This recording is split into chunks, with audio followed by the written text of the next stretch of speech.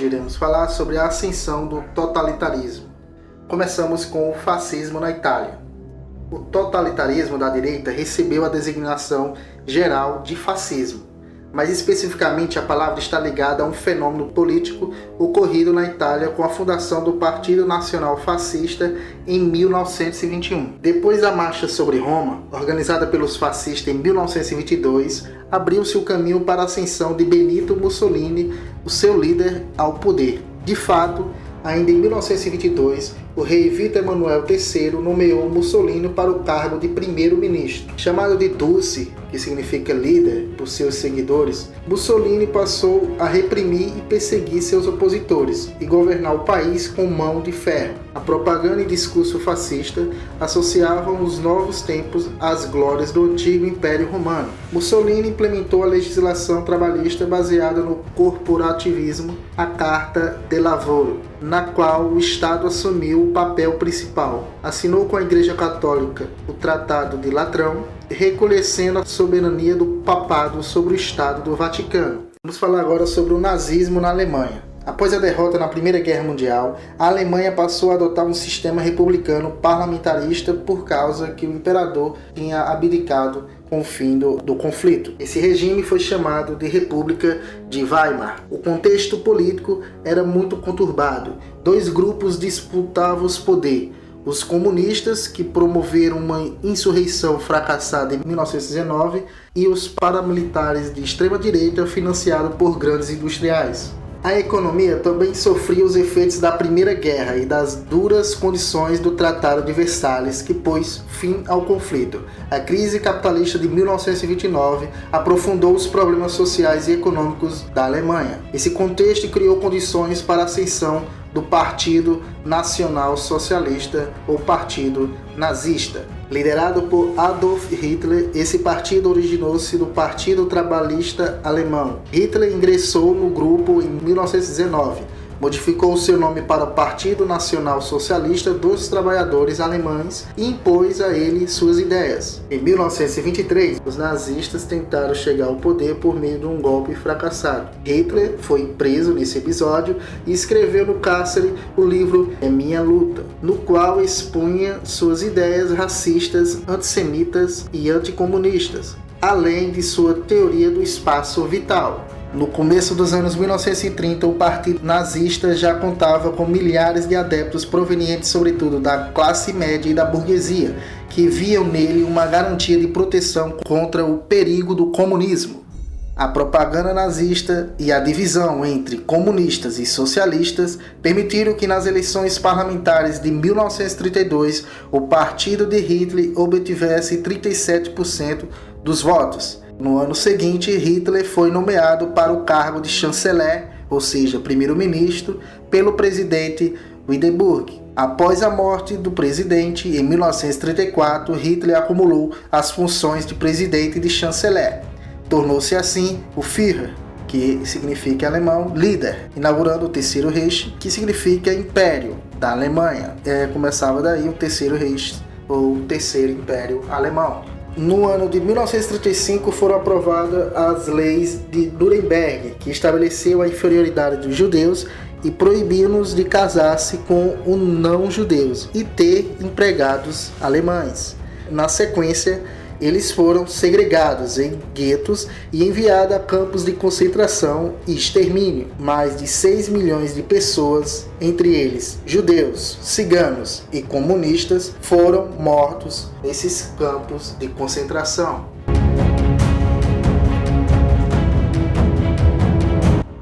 Em 1919, Anton Drexler, Gottfried Feder e Dietrich Eckart formaram o Partido dos Trabalhadores Alemães, em Munique, que mais tarde mudaria de nome para o Partido Nacional Socialista dos Trabalhadores Alemães. Eckart conheceu Adolf Hitler quando o Hitler fez um discurso diante dos membros do Partido dos Trabalhadores Alemães, e daí, quando Hitler foi se envolvendo com a sociedade Thule, o Eckart ele vai ser um mentor de Adolf Hitler. Apesar de não ser membro da sociedade Thule, mas participar, o Eckart ele vai preparar o campo para a vinda do Messias alemão, que vai ser Hitler. Eckhart vai expressar sua expectativa de vinda de um Messias, um Salvador da Pátria, em um poema chamado O Grandioso ou O Inominável, a quem todos podiam sentir, mas ninguém viu. Quando Eckhart conheceu Hitler, ele estava certo que ali era o Messias que ele tinha profetizado. Eckhart exerceu considerável influência sobre Hitler nos anos seguintes e acreditava-se fortemente que ajudou a estabelecer teorias e crenças do partido nazista. Poucas outras pessoas tiveram tanta influência sobre Hitler como Eckhart. Para arrecadar fundos para o partido, Eckhart induziu Hitler em círculos influentes, enquanto estava na casa de um rico fabricante em Berlim. Hitler recebeu instruções de falar em público, até mesmo com um professor de teatro. Hitler vai dedicar uma parte do livro Minha Luta para o seu mentor Eckhart. O Partido Nacional Socialista dos Trabalhadores Alemães iniciou seu movimento de destaque quando Adolf Hitler emergiu como seu principal orador e líder. Os nacional-socialistas atraíram inicialmente jovens que estavam no serviço militar e que não conseguiram se reintegrar na sociedade ou no mercado de trabalho.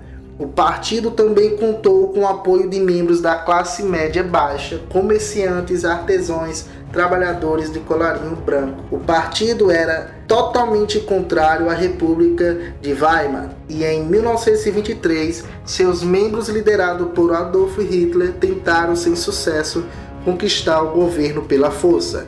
Após essa tentativa fracassada, o partido voltou a uma estratégia de ganhar o poder através do processo eleitoral, sem nunca mudar a sua ideologia contrária à democracia e ao governo republicano. O dinheiro era uma necessidade para construir e manter uma grande organização política. Hitler precisava de dinheiro para apoiar grupos paramilitares, organizar comícios, publicar jornais, imprimir posters e ganhar tempo no rádio. Segundo o historiador Henry Tanner, os grandes industriais começaram a patrocinar Hitler quando eles observaram que ele estava próximo da vitória. Então, no início dos anos 30, Hitler já parecia mais bem consolidado como líder. Então, esses industriais vão começar a apoiar ele financeiramente. Hoje em dia, várias postagens nas redes sociais afirmam que o Partido Nazista era socialista devido ao nome Partido Nacional Socialista dos Trabalhadores Alemães. Porém, os historiadores regularmente negam as alegações de que Hitler aderiu a uma ideologia socialista. O historiador Richard Evans escreveu sobre a incorporação dos socialistas pelos nazistas em seu nome em 1920, dizendo que, apesar da mudança do nome, no entanto, é errado dizer que nazismo é uma forma ou uma consequência de socialismo, por causa que é uma extrema contra-ideologia ao socialismo. Outro historiador, Ian Kershaw, diz que Hitler nunca foi socialista. Os socialistas, juntamente com outros ativistas políticos de esquerda, se opuseram ao regime nazista e foram perseguidos por ele. O Partido Comunista e o Partido Social Democrata da Alemanha foram banidos em 1933, juntamente com a limitação do poder de todos aqueles que opusessem ao regime nazista. Muitos membros do Partido Social Democrata da Alemanha foram presos, enviados para campos de concentração. O primeiro campo de concentração em Dachau, construído em 1933, tinha como objetivo ser um local de colocar os oponentes, principal pessoal da esquerda. Então, o nazismo era um partido de extrema direita que se opunha às ideias socialistas. No livro Minha Luta, Hitler fala o motivo pela qual ele anexou o nome socialista no nome do partido dele. Abre aspas. Só a cor vermelha dos nossos cartazes fazia com que eles afluíssem às nossas salas de reunião. A burguesia mostrava-se horrorizada por nós termos também recorrido à cor vermelha dos bolchevistas, suspeitando através disso alguma atitude ambígua.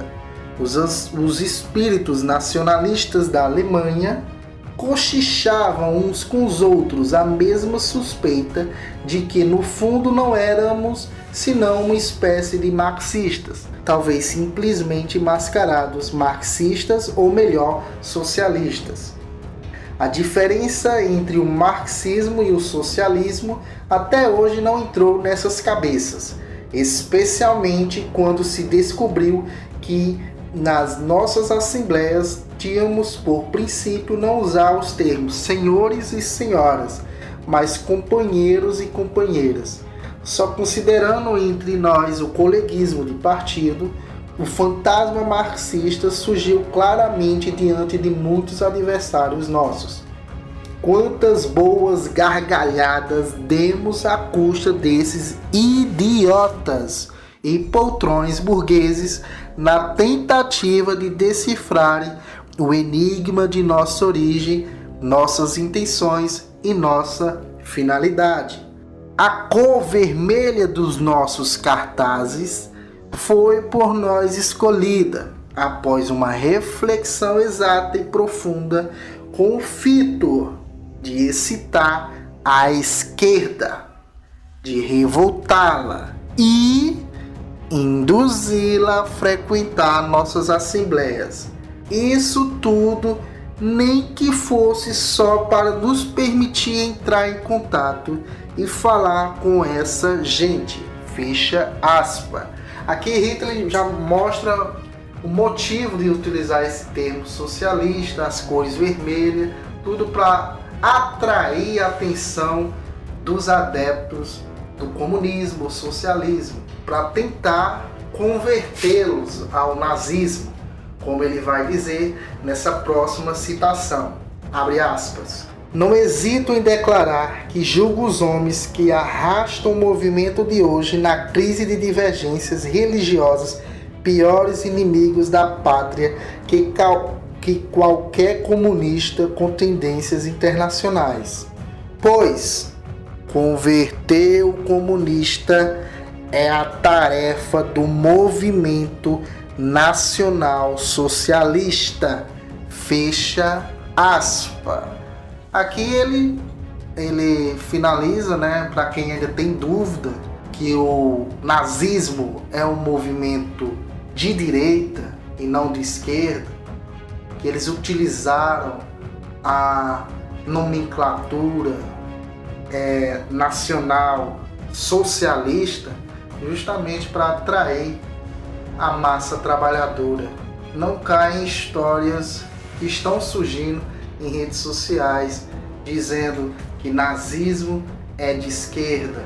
Nazismo foi sim, sempre será um movimento de direita.